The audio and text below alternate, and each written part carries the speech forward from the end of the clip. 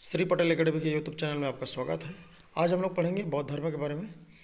तो चलिए आज गौतम बुद्ध के बारे में अच्छे से पढ़ते हैं।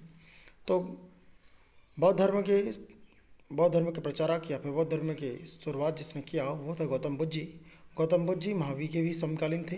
इनके बचपन का नाम सिद्धार्थ था। गौतम बुद्ध जी का जन्म 563 ईसा पूर्व में शाक्य नामक क्षत्रिय कुल में नेपाल के तराई ग्राम में अवस्थित एक गाँव का नाम है लुम्बिनी में इनका जन्म हुआ था। अगर इनका व्यक्तिगत जानकारी की बात करें, इनका मूल नाम था सिद्धार्थ। ज्ञान प्राप्ति हुआ के बाद इनका नाम परिवर्तन हो गया और इसका नाम रखा गया महात्मा बुद्ध। बुद्ध का जन्म हुआ था 563 ईसा पूर्व में लुम्बिनी में। ये वर्तमान नेपाल में है। ये कौन से वंश के हैं? तो शाक्य कुल के हैं। पिताजी शुद्धोधन, इनका पिताजी का नाम शुद्धोधन, माता का नाम महामाया। पालने वाली माता मौसमी प्रजापति के द्वारा, पत्नी यशोदा, पुत्र था राहुल। इनके गृहत्याग 29 वर्ष की उम्र हुआ और 6 वर्ष के कठोर तपस्या के बाद इनको ज्ञान की प्राप्ति हुई। तो इनकी 4 घटनाएं विशेष हैं। बुढ़ापा, रोग, मृत्यु, सामान्य के प्रभाव से इन्होंने 29 वर्ष की अवस्था में गृहत्याग किया। इस घटना को महाभिनिष्क्रमण कहा गया है। प्रथम गुरु अलार कलाम थे जो सांख्य दर्शन के आचार्य थे। ज्ञान प्राप्ति 6 वर्ष की कठोर तपस्या के बाद हुआ। 35 वर्ष की आयु में ज्ञान प्राप्ति स्थल पीपल या बोधि वृक्ष के नीचे निंजना नदी के तट पर वैशाख पूर्णिमा के दिन हुआ। इनके जो प्रमुख शिष्य थे उनका नाम है उपाली। और निर्वाण कब हुआ? तो 80 वर्ष की आयु में 483 ईसा पूर्व में कुशीनारा। शॉर्ट में इसको याद रखने के लिए लुक्कू करके याद कर सकते हैं आप। लुस हो जाएगा लुम्बिनी और कुश हो जाएगा कुशीनारा। बुद्ध के जीवन संबंधी 5 चिन्ह कम से कम याद रखिएगा। गृहत्याग किया उस समय इनको घोड़ा प्रतीक चिन्ह था। जन्म के समय में कमल और गर्भ में था उस समय इनका प्रतीक चिन्ह सांड है। ज्ञान प्राप्ति के समय इनको बोधि वृक्ष का निर्वाण पद चिन्ह और मृत्यु के समय में स्तूप। बुद्ध के जीवन संबंधी कुछ विशेष घटनाएं हैं, जैसे कि जन्म आपका हुआ लुम्बिनी में, ज्ञान प्राप्ति बोध गया में, प्रवचन सारनाथ में पहले बार दिए। सर्वाधिक प्रवचन कहाँ दिए? तो सरस्वती में या उसी को वर्तमान में अयोध्या कहते हैं। और निधन कहाँ हुआ? तो कुशीनगर में। उसके अलावा मैं आपको आज की क्लास में बताया भी था, याद होगा, बौद्ध संगीति के बारे में बताया था। पहला बौद्ध संगीति 483 में हुआ, दूसरा 383 में हुआ और तीसरा हुआ 251। याद रखिए ये तीनों ईसा पूर्व में हैं। और चतुर्थ संगीति जो हुआ प्रथम शताब्दी में हुआ है। और इसके अलावा 7वीं शताब्दी में 5वीं बार बौद्ध संगीति हुआ है। ये कन्नौज हुआ और राजा था उस समय हर्षवर्धन और अध्यक्ष था वैनसांग। मतलब बौद्ध संगीति कहेंगे तो 5 बार आपको याद रखना है। पहला 483 में हुआ, स्थान था राजगिरी, अध्यक्ष था महाकश्यप और शासक था अजातशत्रु।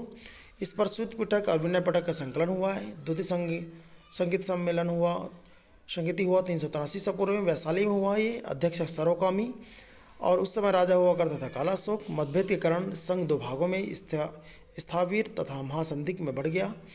तृतीय सम्मेलन 251 ईसा पूर्व में हुआ। ये पाटलिपुत्र में हुआ।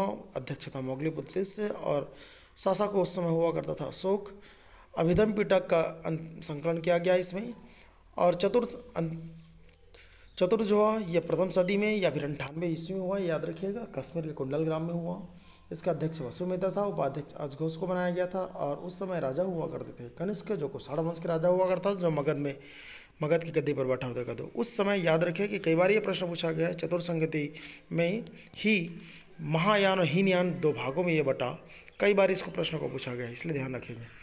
बौद्ध की शिक्षाएं क्या क्या है? मूर्ति पूजा का विरोध करना, जाति प्रथा अर्थ वर्ण व्यवस्था का विरोध करना, वेदों की सुरक्षा का खंडन करना, नारियों के लिए निर्वाण की कामना करना और पशु बलि का विरोध करना।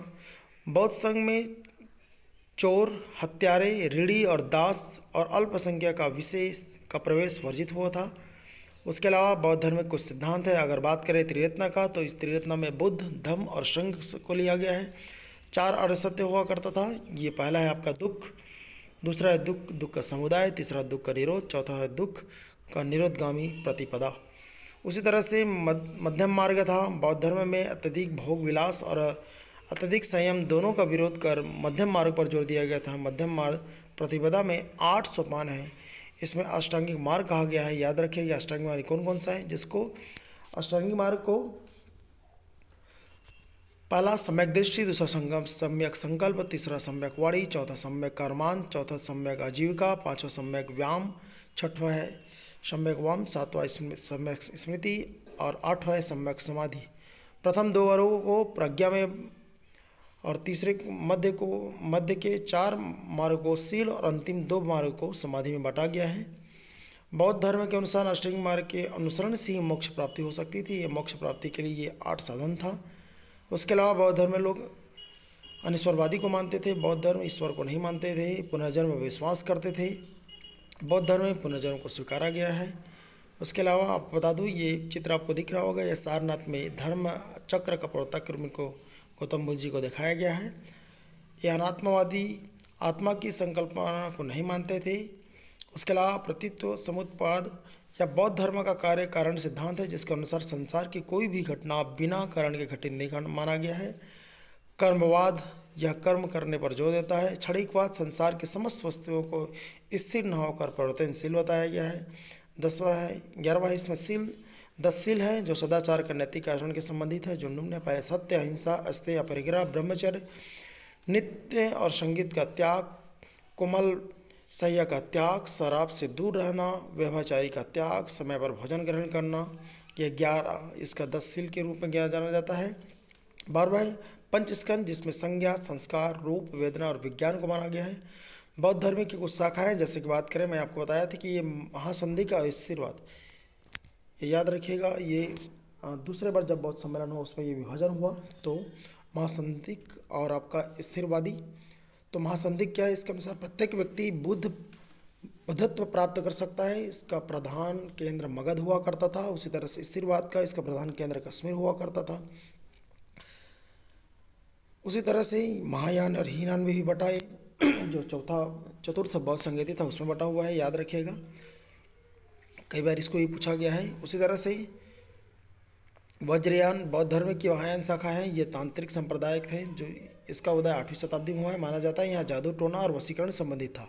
उसी तरह से कालचक्रयान वज्रयान के संप्रदाय की 10वीं सदी में संकलन हुआ था।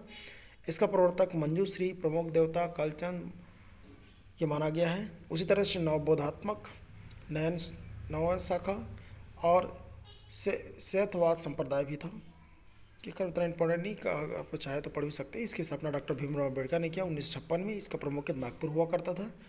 और सर्वात संप्रदाय हीनयान की ही शाखा था, कह दो। इनकी पाली भाषा में को इन्होंने अपनाया था। उसी तरह से बौद्ध साहित्य में सुत्त पिटक, विनय पिटक और अभिधम पिटक का भी उल्लेख किया गया, याद रखिएगा।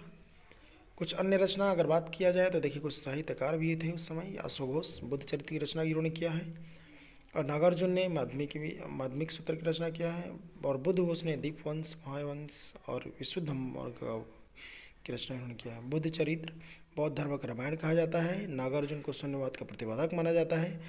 धम्मपद मतलब बौद्धों का गीता कहलाता है ये। और मिलिंद पहनो, इसमें योनी राजा मिनंडर एवं आचार्य नागसेन के बीच वार्ता का वर्णन किया गया है। बौद्ध धर्म के पतन के कारण बहुत सारे हैं। पाली को छोड़कर संस्कृत भाषा को इन्होंने ग्रहण कर लिए, इसलिए भी माना जाता है। और मूर्ति पूजा के फलस्वरूप बड़ी मात्रा में चढ़ावा चढ़ने लगा, जिससे बौद्ध संत भ्रष्टाचार में पनप गए। और बौद्ध संत में नारियों का प्रवेश, इसके कारण भी बौद्ध भिक्षुओं का ध्यान भटकने लगा, और कालांतर बौद्ध धर्म को शासकों का संरक्षण प्राप्त नहीं हुआ। तो कई तरह था, तो इस तरह से बौद्ध धर्म का पतन भी हो गया है।